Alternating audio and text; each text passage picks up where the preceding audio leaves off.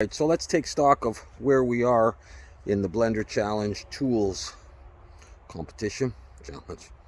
Um, I did the tool chest last night and I made a few errors, omissions. Number one, I put bolts or rivets or screws or whatever you want to call them on the bottom part of the lock, hinge, hatch, latch, whatever you want to call that thing. All right, and they can't be there or else you couldn't lift that piece up in order to open the top. So those things are on the reference diagram. I'll eventually change that, but in the meantime, just don't put them down there. You'll see what I mean when I get back to it and I show you just before texturing. I'll show you the changes. I also added a little handle thing. I changed the design of the bottom part of that lock mechanism, so that once you take the lock off, instead of having to pry your finger underneath the thing, you can actually pull something and lift it up. All right, so that's number one and number two actually. And number three, I put just a long cylinder along the back, sort of to simulate a hinge. I don't think we're ever going to see the back, but I put that there. So I've also gone ahead and I've unwrapped the model. I have to use the UDIM method, the UV tiles. There was no way that I could get enough resolution on one UV tile for that.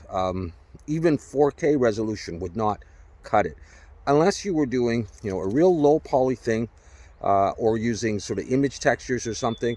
So there's just no way. So I'm using the UDIM method, but it's perfectly fine. It can work with games, especially with Blender 3.5. It's very easy to get all those textures into something like Unity.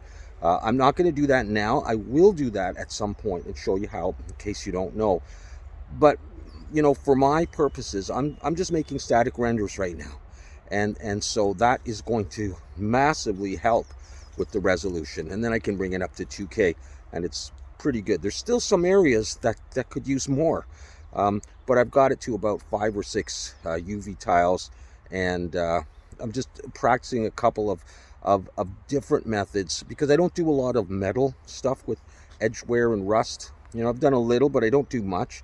And this one, I'm building the materials and all that stuff, because I was asked if I do a little bit more in-depth Substance Painter stuff, so I'll show you that.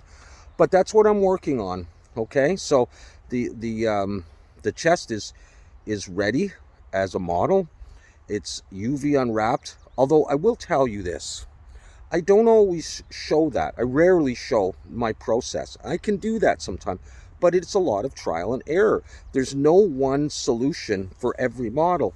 So you have to approach the model and think about, how can I break this up? How can I lay it out so that a long piece isn't really, really narrow? Maybe you have to put another seam in the middle, or even 2 seams, so I can get up fatter pieces in the UV space. So I have a sense of what I'm doing, what I need to accomplish, and then I'm trying different methods. It's manual unwrapping for this thing. And so what I'll do is I'll show you where I've put my seams. And if you're interested, if you're doing the same kind of model, you could stop it and you could look and you could put them there. But what I generally do is I put some seams and I unwrap it and I say, does this look good? Does it look all warped? And then I bring it into Substance Painter and I try some materials. It is important for some models that you do manual unwrapping and not like Smart UV Project or whatever for certain things, depending on what effects you want to get in the texturing. It's not always that important in Blender, depending on what you're doing. If you're doing a procedural texture and it's in object space, whatever, and texture coordinates.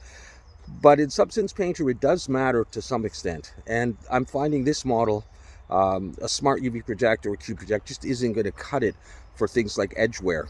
But anyhow, so I will show you that.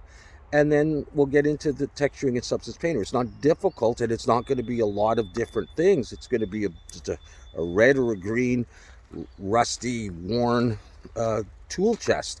And then what I'll do is then I'll bring the wrench in, and I'll do that as well with a similar kind of process, so that the colors are similar and the style and the wear is similar.